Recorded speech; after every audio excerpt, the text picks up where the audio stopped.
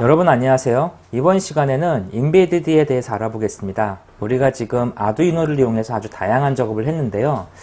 이 아두이노를 포함한 이런 다양한 제품들은 실제 우리 주위에 사용되는 아주 많은 전자제품 속에 들어가는 거하고 매우 유사한 특성을 갖고 있습니다. 그래서 이번 시간에는 인베디드라는 것이 무엇인지를 알아보고요.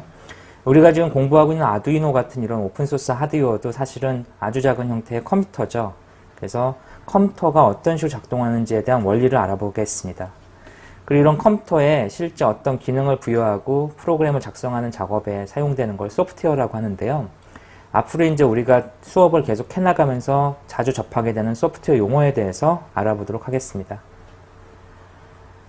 우선 이제 인베디드란 무엇인가 라고 하는 제목이 있는데, 지금 우리가 아두이노를 갖고 여러 가지를 했었죠. 뭐 조도 센서도 썼고 피에조 부조를 써가지고 소리도 내봤고 여러 가지를 했는데, 이런 다양한 작업을 하는 전자기기를 통칭해서 인베디드라고 부릅니다.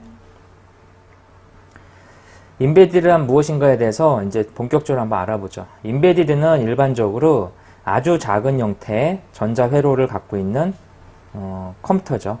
그래서 이런 인베디드는 다양한 사물에 내장이 되어 있습니다. 그 어떤 사물에 숨겨져 있다고 해서 우리가 보통 인베디드라고 부르죠. 인베디드 뜻이 이제 내장된이라는 뜻이죠. 그래서 이런 인베디드 장비들이 여러 개가 있는데, 우리 주위에서 인베디드 장비는 정말 흔하게 찾아볼 수가 있습니다. 가장 대표적인 인베디드 장비를 몇 가지를 한번 생각해 볼까요? 이 전자회로가 보이진 않지만 전자적인 장치에 의해서 작동하는 것들. 우리 길을 걷다 보면 길에 횡단보도에 신호등 있죠. 그 신호등도 역시 안에 전자회로가 내장되어 있어서 우리가 이제 길을 건너는 것을 도와주죠. 인베디드 시스템이 들어있는 거죠.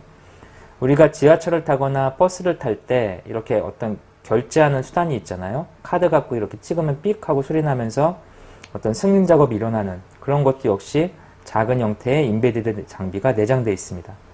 이런 식으로 우리 주위에는 아주 흔하게 다양한 전자장비가 있고 그것들을 이용해서 우리 생활에서 사용하고 있죠.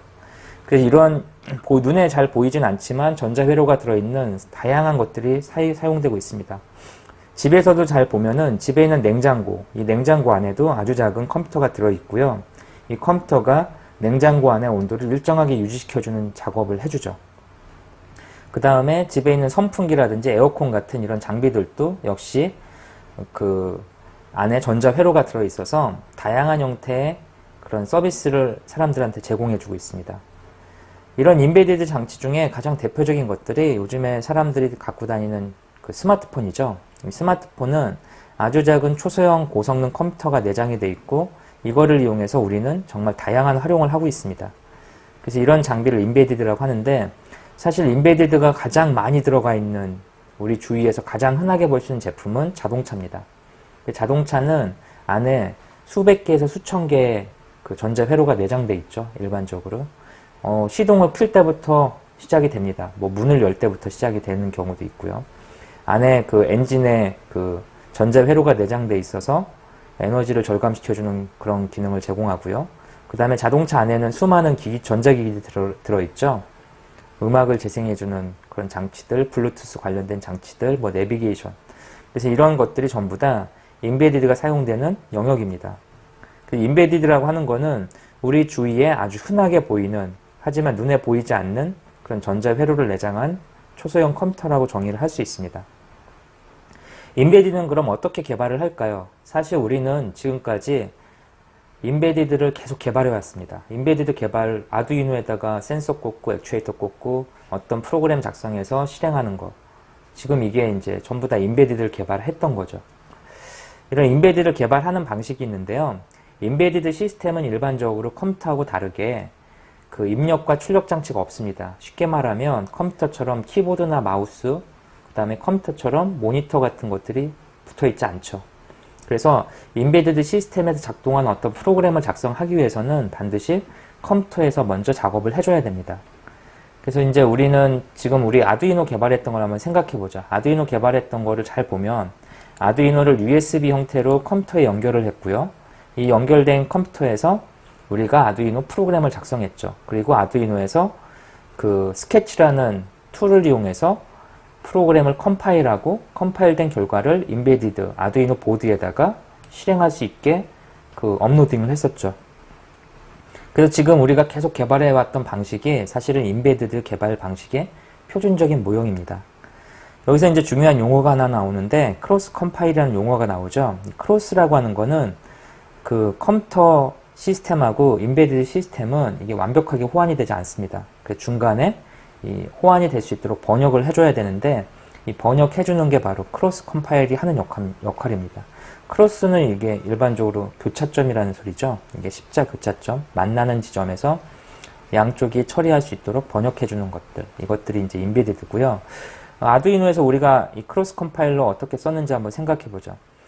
우리가 사용하는 컴퓨터는 일반적으로 그 윈도우 컴퓨터 같은 경우에는 인텔에서 제작한 X86이라는 CPU와 기계어를 이용해서 어떤 작업을 하게 되어 있습니다. 그 작업한 결과물을 프로그램을 작성을 하면은 그 인텔 CPU에서 작성할 수 있는 기계어가 생성이 되죠. 근데 이 기계어는 사실은 아두이노나 이런 다른 인텔에서 만든 CPU가 아닌 다른 제품에서는 실행이 되지 않습니다. 그래서 이 사이에 실행될 수 있도록 매핑해주는 작업이 필요합니다. 아주 쉬운 예로 생각하면은 우리 영어 그 외국 사람 만났을 때하고 똑같은 일이 필요한 거죠. 일반적으로 한국 사람은 한국어를 사용하죠. 근데 만약에 외국 사람을 만나면 어떻게 해야 되나요? 예를 들어서 미국 사람을 만나면 한국 사람하고 미국 사람 말을 중간에 통역해줘야 되겠죠. 이런 통역해주는 게 바로 크로스 컴파일이라고 생각하시면 됩니다.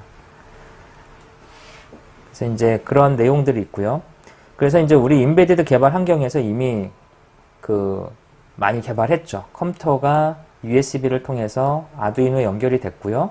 이 아두이노의 스케치 프로그램, 통합 개발 환경인 스케치 프로그램에서 아두이노에서 실행될 수 있도록 크로스 컴파일로 실행을 했습니다. 자, 이제 컴퓨터의 작동 원리에 대해서 알아보겠습니다. 우리가 이제 우리 주위에서 아주 흔하게 컴퓨터를 쓰는데 이 컴퓨터가 실제로 어떻게 작동하는지를 아는 사람은 그렇게 많지 않더라고요. 그래서 아주 간단한 기본적인 컨셉을 한번 이번 시간에 알아보도록 하겠습니다. 우리가 컴퓨터 프로그램을 작성할 때 그 지금 아두이노에서 우리 계속 작성을 했었죠. 뭐 보이드 셋업하고 뭐 타이핑해서 어떤 코드를 작성하고 그 다음에 컴파일이라는 과정을 거쳤습니다.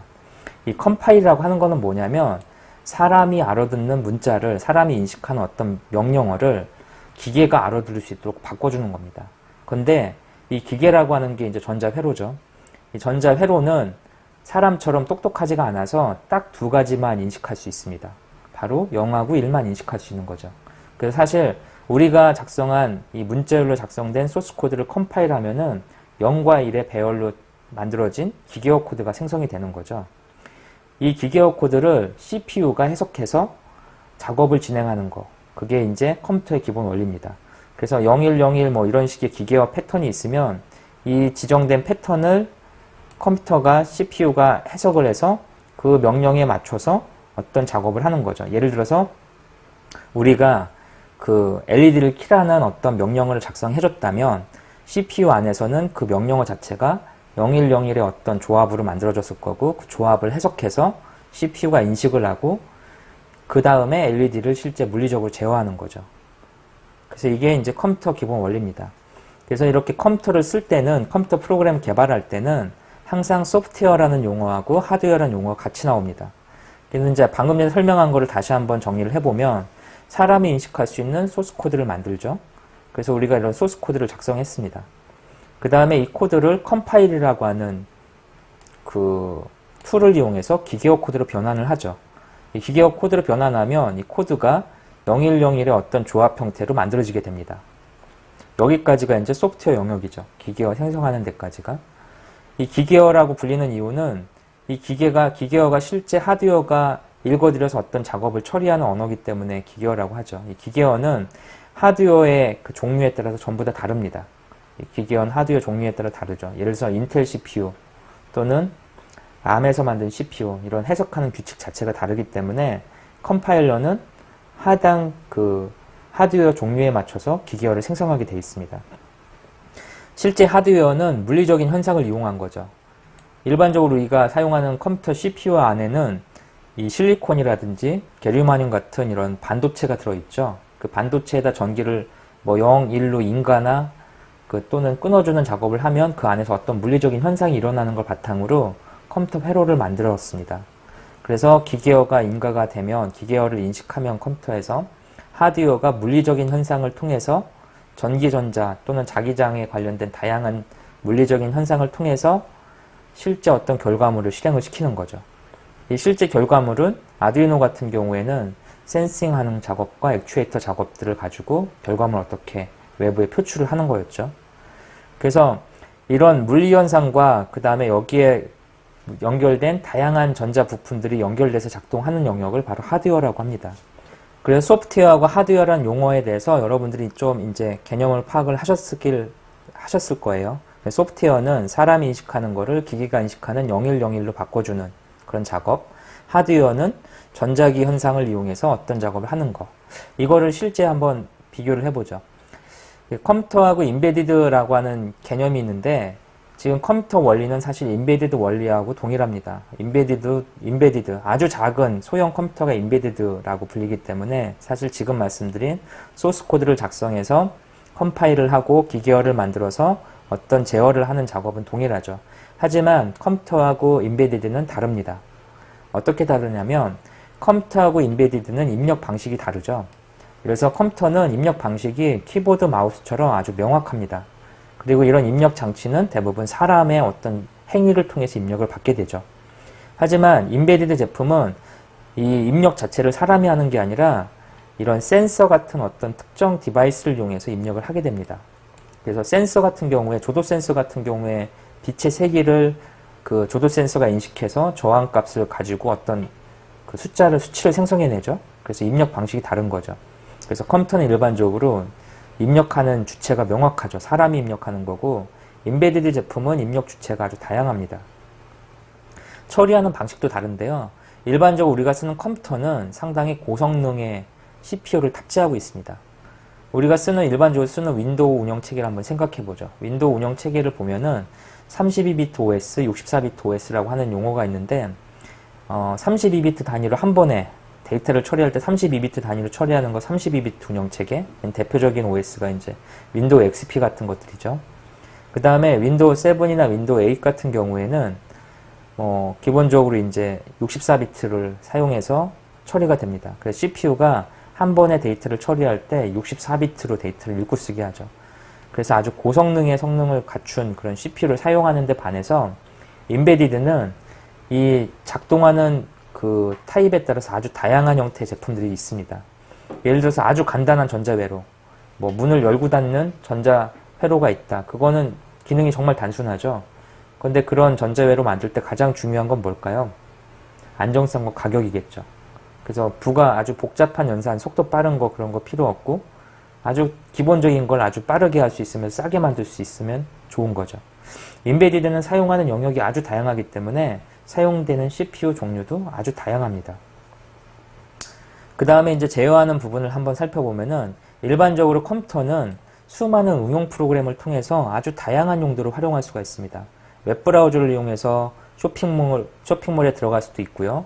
그 다음에 그 오피스 프로그램을 이용해서 파워포인트나 워드 같은 어떤 문서를 만들어낼 수도 있습니다. 그 다음에 우리 게임을 설치해서 게임을 즐길 수도 있죠. 이 컴퓨터는 아주 다양한 형태의 응용 프로그램을 가지고 제어할 수 있지만 일반적인 인베디드 디바이스는 제어하는 방식이 아주 특정 항목으로 제한되어 있죠. 우리 아두이노 앞에서 공부했던 것들 보면은 센스하고 액추에이터를 아주 단순한 형태로 제어하는 그런 형태로 되어 있었죠. 그 다음에 출력하는 방향도 다릅니다. 일반적으로 컴퓨터는 출력 방향이 대형 모니터죠. 그 모니터 안에 어떤 결과물을 뿌려주고 그 다음에 스피커나 이런 걸 통해서 어떤 소리를 내주고, 그래서 이렇게 정형화된 출력 장치를 갖고 있지만 인베디드 디바이스에서는 출력 장치가 아주 다양합니다. 출력 장치가 LED가 될 수도 있고요. 모터나 스피커, 부저 이런 것들로 아주 다양하죠. 이런 다양한 액추에이터를 이용해서 원하는 결과물을 만들어내는 것들이 바로 인베디드의 특징입니다. 우리 지금 사용하고 있는 컴퓨터는 사실 아주 빠른 발전을 하고 있습니다. 우리가 지금 쓰는 컴퓨터는 1940년대 중반에 이제 개발이 시작이 됐는데요. 지금 여기 보시는 게 바로 최초의 컴퓨터였던 애니악이었죠. 이 애니악은 0과 1에 대한 신호를 만들기 위해서 그 교환원 분들이 그 안에서 전선을 일일이 꽂았다 뺐다를 했죠. 그리고 사이즈가 엄청나게 컸죠. 하지만 성능은 요즘 우리가 쓰는 컴퓨터하고 비교가 안 될 정도로 나빴습니다. 이 최초에 만들어진 컴퓨터는 그 포탄에 그 전쟁에서 사용하는 대포 포탄에 그 방위각 같은 걸 계산할 때 사용됐다고 합니다. 이런 컴퓨터가 일반인들이 이제 접하는 타이밍이 바로 애플 컴퓨터처럼 애플이나 마이크로소프트가 이제 1970년대 후반, 80년대 초반에 이렇게 성장을 하게 되는데요. 이때부터 이제 일반인들이 컴퓨터에 대한 관심을 갖게 됩니다. 이런 컴퓨터는 1990년대를 지나면서 급속도로 일반인들이 사용하게 되고요. 현재 이 컴퓨터는 2000년대 들어서 손안의 컴퓨터로 불리는 스마트폰으로 진화한 단계를 거치고 있습니다. 그래서 사실 컴퓨터는 뭐 역사가 채 100년이 안 되는데 우리 생활에, 일생생활에 아주 유용하게 사용이 되고 있습니다.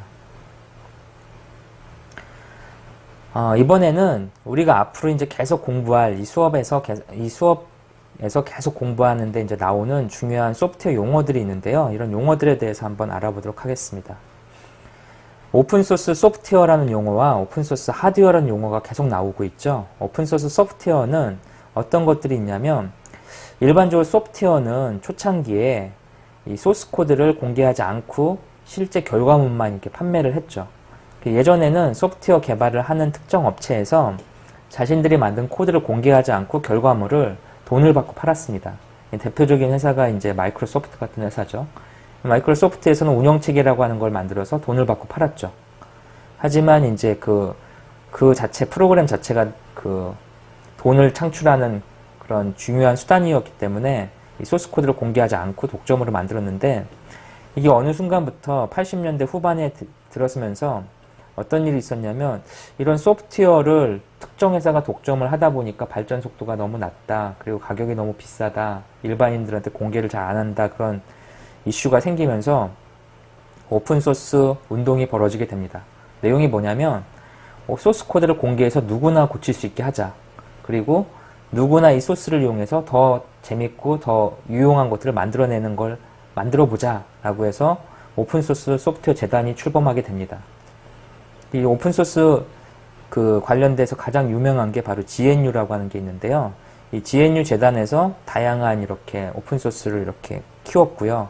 그런 오픈소스 중에 유명한 게 바로 리눅스라고 하는 운영체계죠. 그래서 리눅스는 여기 보시는 이 펭귄이 마크죠. 그 다음에 이제 뭐 웹브라우저에 관련된 거에 대한 오픈소스도 있습니다.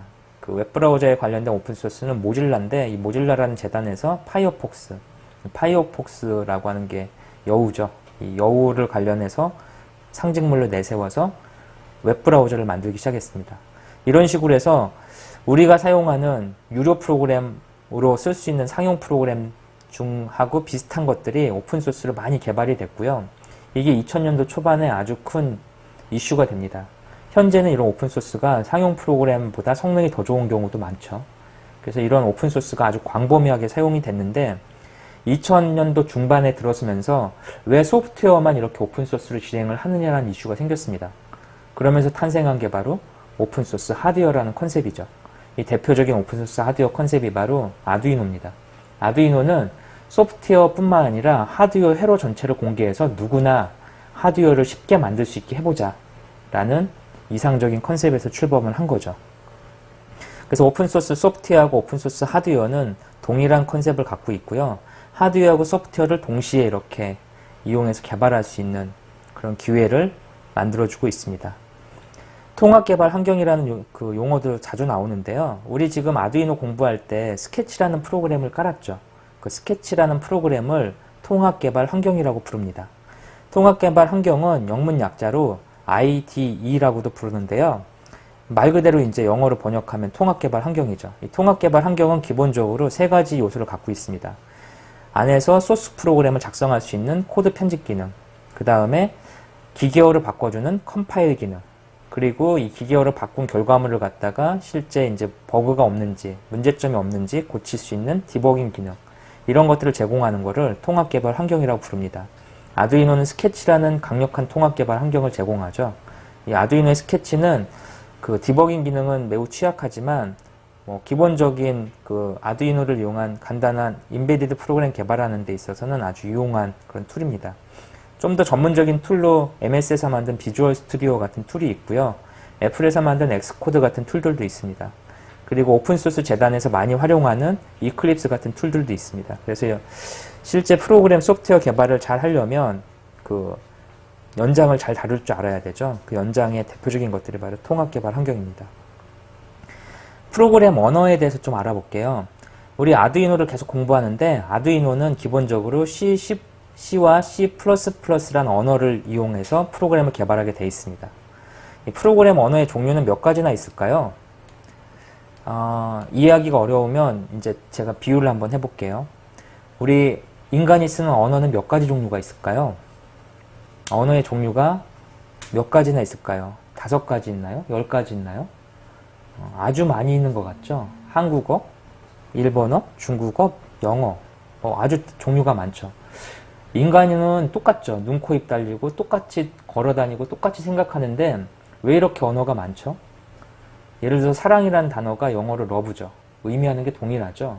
근데 왜 한국 사람은 사랑이라고 부르고 미국 사람은 러브라고 부를까요? 이유는 간단하죠. 사람들이 지역으로 이렇게 나눠져 있다 보니까 언어가 이렇게 다양한 형태로 파생돼서 만들어지게 된 겁니다. 한국어만 해도 사투리를 생각해보면 정말 다양하게 존재하죠. 프로그램 언어도 마찬가지입니다. 프로그램 언어는 명확하죠. 0과 1로 제어되는 전자 회로를 제어하는 거지만 이거를 이용하는 방법들에 있어서 우리가 인간들이 사용한 언어하고 동일하게 아주 다양한 파생 모델이 만들어진 겁니다. C, C++ 언어들도 있고요. 그 다음에 자바 언어, 그 다음에 파이썬, 노드.js, C# 같은 다양한 언어들이 등장을 했죠. C, C++ 같은 경우에는 특히 인베디드 시스템 개발에 많이 사용됩니다. 1970년대 초반에 개발이 됐고요. 자바 같은 경우에 이제 웹 프로그램이라든지 안드로이드 같은 모바일 프로그램 개발에 아주 많이 사용이 되고 있고, 파이썬 같은 경우에는 웹 서비스에 많이 사용되는 언어입니다. 나중에 공부할 라즈베리 파이도 역시 파이썬을 기본적으로 탑재하고 있죠. 노드.js 같은 경우에 웹 서비스를 기반으로 한 요즘에 가장 핫한 언어 중에 하나고요. 이 노드.js는 나중에 비글본 블랙에서 간단하게 언급이 될 겁니다. 이외에도 C샵이라든지 여러 가지 언어들이 있고요. 이런 프로그램 언어들을 이용해서 우리는 소프트웨어를 개발하게 됩니다. 이런 다양한 소프트웨어 개발 언어들은 실질적으로 기계가 인식할 수 있는 0과 1로 갖춰져 있는 기계어를 바꿔주는 작업이 필요합니다. 그 작업이 바로 컴파일러라고 하는 것을 통해서 이루어지게 됩니다. C, C++ 언어가 됐건 또는 자바 언어가 됐건 파이썬이 됐건 어떤 프로그램 언어가 됐건 결론적으로 그 프로그램 언어들이 제어하는 건 하드웨어죠. 그 하드웨어는 결론적으로 0과 1의 조합의 기계어를 사용해서 구동이 됩니다. 그래서 이 프로그램 언어, 인간이 인식하는 프로그램 언어를 적당하게 변환해주는 작업해주는 거, 이게 바로 컴파일러죠. 이 컴파일러는 하드웨어의 종류에 따라서 아주 다양한 형태의 기계어를 만들어주게 되어 있습니다. 그래서 이러한 기계어로 번역하는 걸 컴파일러라고 부르고요. 이 기계어 번역하는 메커니즘 중에 웹에서 특정 하드웨어를 똑같이 사용하면서 웹브라우저 안에서 가볍게 이렇게 실행되면서 번안하는 기능을 제공하는 거, 주로 웹브라우저 안에서 하는 거, 이런 거를 인터프리터라고도 부릅니다. 그래서 컴파일 형태, 인터프리터 형태, 그 다음에 컴파일과 인터프리터 형태가 두 개 다 조합되어 있는 버추얼 머신 형태도 이렇게 많이 사용이 되고 있죠. 단넷 VM 같은 경우에 버추얼 머신, 자바도 역시 버추얼 머신 위에서 작동하는 그런 형태입니다. 그래서 컴파일, 인터프리터, 버추얼 머신 이런 용어들이 나오는데요. 여러분들이 제가 이렇게 말씀드리는 기본적인 컨셉을 바탕으로 인터넷이나 책자를 통해서 좀 더 깊이 있게 확인해 보시길 부탁드릴게요. 우리 컴퓨터를 쓰다 보면 운영체계란 말이 많이 나옵니다. 운영체계라고 하는 거는 컴퓨터가 실행이 되는 데 있어서 하드웨어하고 소프트웨어 사이에 존재하는 그런 일종의 층입니다. 그래서 운영체계는 소프트웨어 영역에 들어가고요. 대표적인 운영체계가 MS에서 만든 윈도우즈, 그 다음에 리눅스, 오픈소스 리눅스 이런 것들이 있죠. 이 윈도우즈 같은 경우에는 기본적으로 컴퓨터에 장착되는 다양한 하드웨어를 제어할 수 있는 거죠. 제어해서 응용 프로그램, 앱이라고 하는 응용 프로그램에서 쉽게 쓸 수 있도록 해주는 역할을 합니다. 이 밑에 어떤 하드웨어가 들어왔건 이 앱에서는 윈도우가 제공하는 어떤 기능만 호출해서 실행하면 되는 거죠.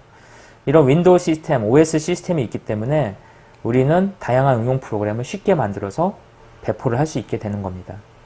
그래서 이런 운영체계가 있고, 그 다음에 용어 중에 이제 멀티 플랫폼이라는 용어가 있는데요. 멀티 플랫폼은 뭐냐면, 여기 보면 윈도우 같은 경우에는 주로 이제 x86 CPU, 인텔에서 만든 x86 CPU에서만 작동을 하죠. 리눅스 같은 경우에도 x86 CPU에서 작동을 합니다. 하지만 리눅스는 우리 그 인베디드 시스템에서 많이 사용하는 ARM이라는 CPU에서도 실행이 되죠. 무슨 말이냐면 하드웨어가 달라도 그 위에 소프트웨어 단이 동일하게 작동하게 해주는 거. 이런 게 바로 멀티 플랫폼이라고 부르는 그런 컨셉입니다. 다양한 플랫폼에서 동일하게 작동하게 그 호환성을 보장해주는 거. 이런 것들을 멀티 플랫폼이라고 부르죠. 지금 우리가 공부하는 아두이노는 사실 운영체계가 존재하지 않습니다. 아두이노는 기본적으로 하나의 앱이 하나의 CPU를 직접 제어하는 방식이죠. 그래서 이렇게 운영체계가 없는 방식으로 프로그램을 작성하는 거를 펌웨어라고 부르기도 합니다. 펌웨어라는 용어도 이제 있죠. 이런 펌웨어는 기본적으로 하드웨어를 앱 하나가 직접 제어하는 방식이고요. 우리가 지금 계속해서 만드는 프로그램들은 다 펌웨어 형태의 프로그램 방식입니다. 이런 프로그램 언어들은 계속해서 세대를 거듭해서 진화하고 있습니다. 그래서 1세대 언어라고 불리는 것들이 있는데 1세대 언어가 01로 구성되는 기계어죠. 이 기계어가 만들어졌던 시점에는 컴퓨터 기술이 그렇게 발전되어 있지 않았던 시점이고요. 그 진공관이라고 해서 아주 옛날 방식의 지금으로 하면 백열전구하고 비슷한 형태의 관을 통해서 이진수를 처리하는 그런 형태로 컴퓨터가 만들어졌습니다. 그리고 이런 것들은 이제 주로 군사용이라든지 학술 연구용의 일부 영역에서만 사용이 됐죠. 그러다가 1960년대 들어서면서 컴퓨터가 상업용으로 가치를 인정받고 큰 은행을 중심 또는 일부 국가의 정부를 중심으로 해서 응용이 되기 시작했습니다. 이 당시에는 트랜지스터라고 하는 게 개발이 됐고요. 이 트랜지스터는 이제 곧 또 다른 강좌에서 설명을 드릴 건데요. 이 트랜지스터라고 하는 반도체 특성을 이용해서 회로를 만들 수 있는 전자부품의 등장으로 인해서 우리가 상업용으로 많이 쓰게 됩니다. 이때는 이제 어셈블러라고 하는 거가 많이 등장을 해서 사용이 됐고요. 이 본격적으로 컴퓨터 소프트웨어라고 불릴 수 있는 거는 바로 3세대 언어로 지칭되는 절차지향 언어들입니다. 1970년대 들어서 이 컴퓨터가 메인프레임 서버가 등장하고 그 좀 큰 기업을 중심으로 아주 활발하게 사용이 되기 시작했습니다. 이 당시부터 이제 인텔이 두각을 나타내면서 CPU를 개발하기 시작했고요. 이런 반도체 발전에 힘입어 C 언어, 포트란 같은 절차지향 언어들이 많이 사용이 되게 됐죠.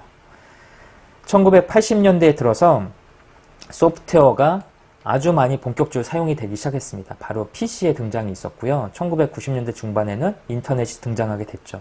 이때는 소프트웨어 개발 생산성이 상당히 중요한 이슈가 됐기 때문에 개발 생산성을 염두에 둔 객체지향 언어들이 많이 두각을 나타내기 시작했습니다. 대표적인 게 이제 C++ 이런 것들이 대표적인 객체지향 언어죠. 그래서 이런 객체지향 언어들이 두각을 나타내고 아주 활발하게 일반인들한테 컴퓨터가 보급이 됐습니다.